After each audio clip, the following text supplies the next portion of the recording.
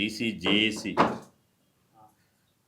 సమావేశం జేఏసీ కార్యాలయంలో ఉదయం 10 గంటల నుంచి ఈ సమావేశం జరిగింది.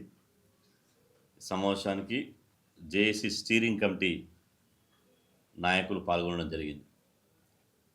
సుదీర్ఘంగా సాగినటువంటి ఈ సమావేశంలో భవిష్యత్తు ఉద్యమ కార్యాచరణను కూడా నిర్ణయించడం జరిగింది.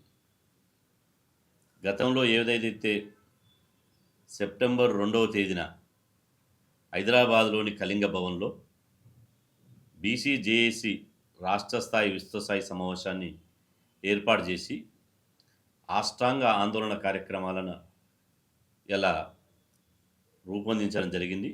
ఆ రోజు అష్టాంగ ఆందోళన కార్యక్రమంలో భాగంగా ఇప్పటికే పూలే అంబేద్కర్ గారి విగ్రహాల ముందు నిరసన కార్యక్రమాలు నిర్వహించాం. అన్ని జిల్లా నియోజకవర్గ మండల కేంద్రాల్లో ధర్మ పోరాట దీక్షలు నిర్వహించాం. ఆ తర్వాత రన్ ఫర్ సోషల్ జస్టిస్ పేరుతో రాష్ట్ర వ్యాప్తంగా ఇలా సోషల్ జస్టిస్ కోసం రన్ చేశాం. ఆ తర్వాత చలో హైదరాబాద్ బీసీ రిజర్వేషన్ల పెంపు కోసం చలో హైదరాబాద్ పిలుపునిచ్చి ఇందిరా పార్క్ దగ్గర వేలాది మందితోటి బీసీల రాజకీయ యుద్ధభేరి సభ నిర్వహించాం. ఆ తర్వాత అఖిలపక్ష పార్టీల సమావేశాలు, అదేవిధంగా పార్లమెంట్ సభ్యులతో ములాఖత్ అనే కార్యక్రమాన్ని నిర్వహించడం జరిగింది. అంటే అష్టాంగ ఆందోళనల కార్యక్రమంలో భాగంగా ఆ తర్వాత మళ్ళీ మొన్న జరిగినటువంటి శీతాకాల పార్లమెంట్ సమావేశాల్లో బీసీల చలో ఢిల్లీ, బీసీల పార్లమెంటు ముట్టడి కార్యక్రమాన్ని నిర్వహించడం జరిగింది. అంటే బీసీ జేఏసీ ఏర్పడిన తర్వాత 18వ తేదీ నాడు, సెప్టెంబర్ 18వ తేదీ నాడు తెలంగాణ రాష్ట్ర బంద్ నిర్వహించాం. రాష్ట్ర వ్యాప్తంగా ఆందోళన నిర్వహించాం. అటు గల్లీ నుంచి ఇటు ఢిల్లీ వరకు పెద్ద ఎత్తున పోరాటం చేశాం. కానీ ఈ క్రమం లోపల సర్పంచ్ ఎన్నికలు జరిగినాయి. సర్పంచ్ ఎన్నికలను కూడా మేము చివరి వరకు వ్యతిరేకించాం.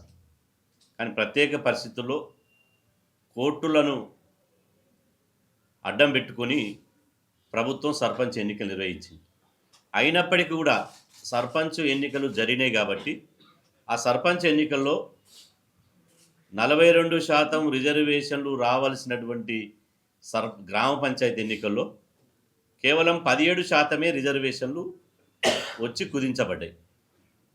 ఆ 17%కు ఇలా రావడం మూలంగా కేవలం 2176 బీసీలకు సర్పంచ్ స్థానాలు రిజర్వ్ చేశారు. అంటే వాస్తవంగా 42% రిజర్వేషన్ అమలైతే తెలంగాణలో 5321 గ్రామ పంచాయతీలు బీసీలకు దక్కాయి. కానీ 17% కుదించడం మూలంగా 2176 సర్పంచ్ స్థానాలు రిజర్వ్ అయినాయి. దాంతో ఇలా జనరల్ స్థానాలు రిజర్వ్ అయినటువంటి బీసీలకు రిజర్వ్ అయినటువంటి స్థానాలు జనరల్ కేటగిరీకి వెళ్ళిపోయినాయి. దాంతో మేము బీసీ జేఏసీ ఒకటి పిలుపునిచ్చినాం. ఖచ్చితంగా జనరల్ స్థానాలు కూడా బీసీలవే. జనరల్ స్థానాలలో కూడా బీసీలు బరిలో దిగాలి, బరిలో ఉండాలి, పోటీ చేయాలి. జనరల్ స్థానాల్లో నిలబడ్డటువంటి బీసీలను పార్టీల ఖచ్చితంగా గెలిపించాలని ఒక నినాదం తీసుకుని రాష్ట్రమంతా పర్యటించడం. ఆ ఓటు మనదే, సీటు మనదే. ఇలా పల్లెని బీసీలు గెలవాలి అని చెప్పి మేము పిలుపునిస్తే ఇలా 51% బీసీ సర్పంచులు గెలిచారు. దాదాపు 5383 మంది బీసీ సర్పంచులు గెలవడం జరిగింది. ఇది ఒక చరిత్ర. అంటే 17%కే బీసీలను కుదించాలనుకున్నటువంటి అగ్రకుల ప్రభుత్వాల కుట్రలను చిత్తు చేసి మేము 51% పైగా బీసీ సర్పంచులను గెలిపించుకోగలిగాం. మొత్తంగా బీసీలు, ఎస్సీలు, ఎస్టీలు, మైనార్టీలు మొత్తంగా కలిపితే 100% సర్పంచ్ లోపల 86% బడుగులే మొన్న జరిగిన గ్రామ పంచాయతీ ఎన్నికల్లో సర్పంచులు గెలవగలిగారు. 86% అంటే అగ్రకులాలు మేము చేసినటువంటి పోరాటం మూలంగా బీసీ జేఏసీ నిరంతరం బీసీ సమాజాన్ని, ఎస్సీ ఎస్టీ మైనార్టీ సమాజాన్ని మేల్కొల్పడం మూలంగా ఇవాళ దాదాపు ఇంచుమించు ఒక 4% తప్పిస్తే ఇవాళ మేమెంతో మాకంత వాటా సర్పంచ్ ఎన్నికల్లో దక్కింది. ఈరోజు ఇక మళ్ళీ ఇప్పుడు రాష్ట్ర ప్రభుత్వం రేపు 29వ తారీఖు నాడు అసెంబ్లీ సమావేశాలు ప్రారంభం చేస్తాం, అసెంబ్లీ సమావేశాలను ఇలా ఉంటాయని చెప్పి ప్రకటించడం జరిగింది. ఈ 29 నాడు 29 నాడు అసెంబ్లీ సమావేశాలకు ఎందుకంత ప్రాధాన్యత అంటే, సర్పంచు గ్రామ పంచాయతీ ఎన్నికల ఫలితాలు వచ్చిన తర్వాత ముఖ్యమంత్రి రేవంత్ రెడ్డి గారు ఇలా మీడియా సమావేశం పెట్టి త్వరలోనే ఎంపీడీసీ జెడ్పీడీసీ ఎన్నికల మీద అసెంబ్లీ వేదికగా ఒక నిర్ణయం తీసుకోబోతున్నామని చెప్పాడు.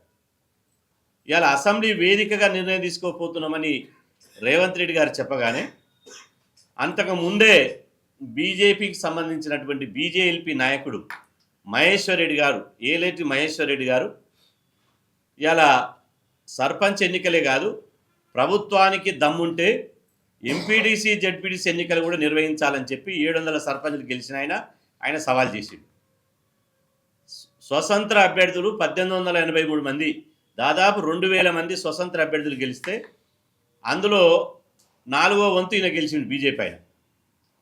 700 సర్పంచ్ స్థానాలు బీజేపీకి ఎందుకు వచ్చినాయి?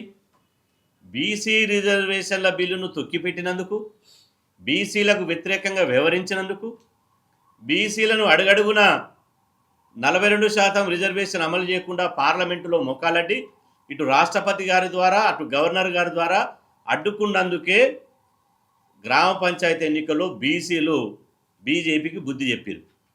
ఆ బుద్ధి చెప్పింది ఇంకా చాలాలే అన్నట్టు, ఇంకా మహేశ్వర్ రెడ్డి గారు కిందంగా పడి కూడా మీదంగా కాలేసి నేనే గెలిచినట్టు ఇలా ఆయన ఎంపీడీసీ జెడ్పీడీసీ ఎన్నికలు పెట్టమంటుండే. అంటే బీజేపీ ఉద్దేశం ఏంది?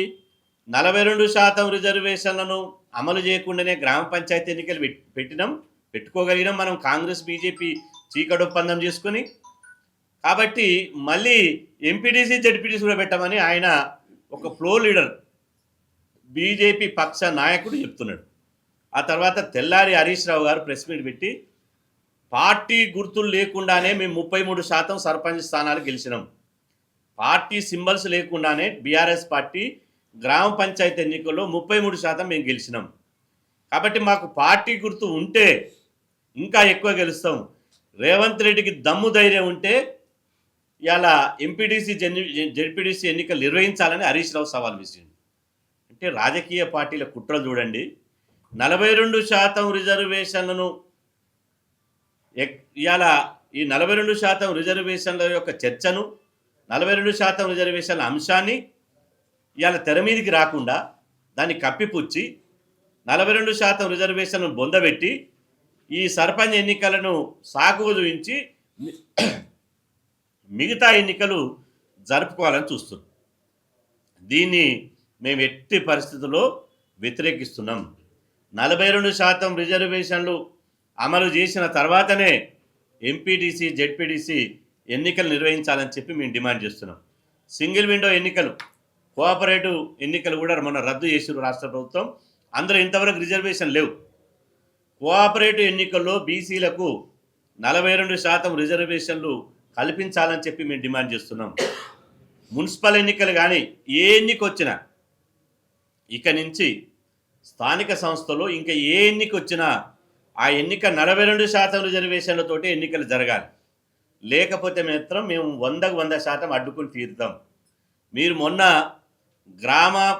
గ్రామాలన్నీ అస్తవ్యస్తమైపోతున్నాయి, కేంద్రం నుంచి రావాల్సిన నిధులు ఆగిపోతున్నాయి.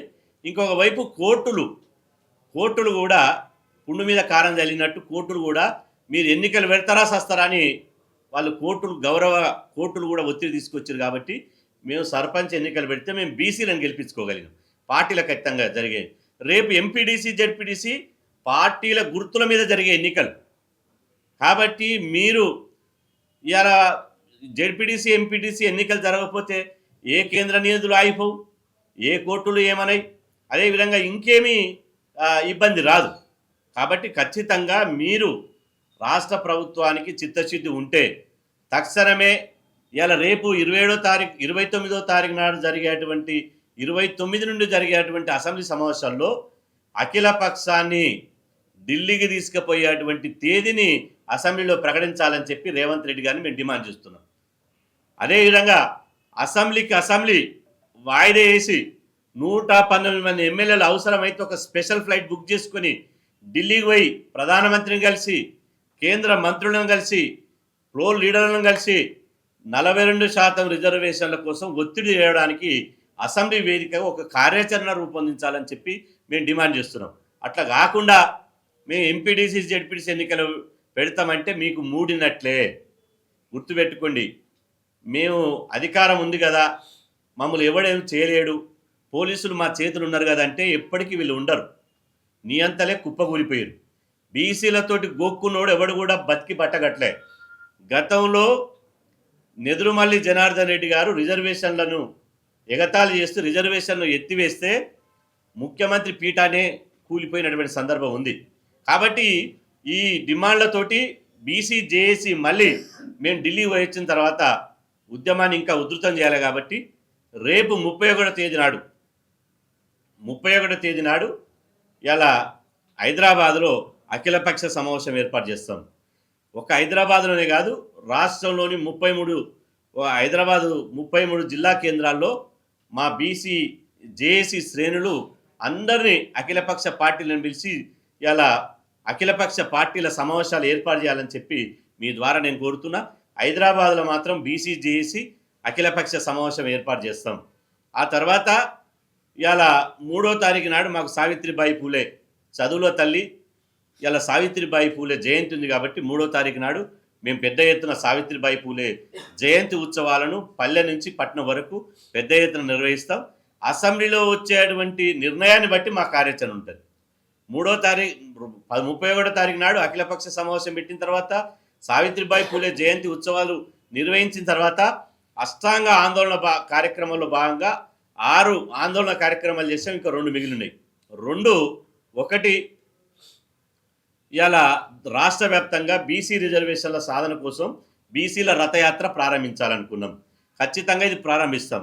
ఇప్పుడు మొన్న జరిగినటువంటి గ్రామ పంచాయతీ ఎన్నికల్లో బీసీ సర్పంచులు 5383 మంది బీసీ సర్పంచులు గెలిచారు. కాబట్టి సంక్రాంతి తర్వాత 5383 మంది సర్పంచులకు హైదరాబాద్లో బీసీ సర్పంచుల సదస్సు ఏర్పాటు చేస్తాం.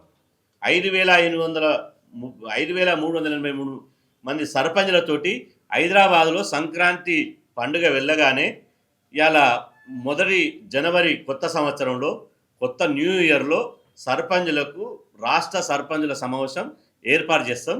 అందులో ఆత్మీయంగా గెలిచినటువంటి సర్పంచులను ఆత్మీయ అభినందన కార్యక్రమం కూడా, వాళ్ళని ఆత్మీయ సత్కారం కూడా సర్పంచులకు చేస్తాం. ఆ తర్వాత ఫిబ్రవరి 2వ వారం నుంచి బీసీల రథయాత్ర మొదలు పెడతాం. ఫిబ్రవరి నుంచి మార్చి చివరి వరకు దాదాపు 2 నెలలు, ఫిబ్రవరి నుంచి మార్చి చివరి వరకు 2 నెలలకు పైగా బీసీ రథయాత్ర 12736 గ్రామాలు అవసరమైతే చుట్టి వేసే విధంగా బీసీల రథయాత్ర ఉంటుంది. ఆ తర్వాత ఏప్రిల్లో పూలే జయంతి నాటికి ఏప్రిల్లో హైదరాబాద్లో ఏదైతే మేము జేఏసీ ఇచ్చిన పిలుపు ఉందో ఇలా వేల వృత్తులు కోట్ల గొంతులు అనే నినాదంతో లక్షలాది మందితోటి చలో హైదరాబాద్ నిర్వహిస్తాం. హైదరాబాద్లో పెరేడ్ గ్రౌండ్లో పెద్ద ఎత్తున దాదాపు 10 లక్షల మందితోటి బహిరంగ సభ పెడతాం.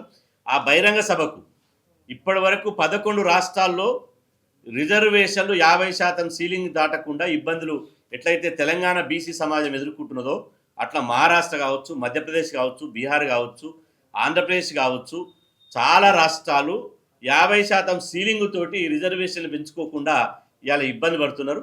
అట్లాంటి 11 రాష్ట్రాలకు సంబంధించినటువంటి వాళ్ళ ముఖ్యమంత్రులను, ప్రతిపక్ష నాయకులను, అదేవిధంగా దేశంలో ఉన్నటువంటి బీసీ రిజర్వేషన్లకు కలిసి వచ్చేటువంటి వ్యక్తులను, శక్తులను, పార్టీలను ఇవాళ హైదరాబాద్లో పెరేడ్ గ్రౌండ్లో నిర్వహించేటువంటి బహిరంగ సభకు ఆహ్వానిస్తాం. ఆ బహిరంగ సభనే బీసీ రిజర్వేషన్లు పెంచకుండా ఎవరైతే మా నోటికాడి ముద్దను గుంజుకుంటున్నారో, మా రిజర్వేషన్లు తన్నకపోతున్నారో వాళ్ళను సమాధి కట్టే విధంగా, రాజకీయంగా సమాధి కట్టే విధంగా ఆ కనీవినెరగని రీతిలో భారతదేశ చరిత్రలోనే భారతదేశ చరిత్రలోనే కనీవిని రీతిలో ఇలా దేశమంతా హైదరాబాద్ వైపు చూసే విధంగా మేము ఆ బహిరంగ సభను నిర్వహిస్తామని చెప్పి ఇలా ఈ సందర్భంగా మీ ద్వారా బీసీ సమాజానికి తెలియజేస్తున్నాం. బీసీల ఐక్యత, బీసీల ఐక్యత, సాధిస్తాం 42% రిజర్వేషన్లను, సాధిస్తాం 42% రిజర్వేషన్లను, రాజుల సీనన్న నాయకత్వం, బీసీల ఐక్యత, మేమెంతో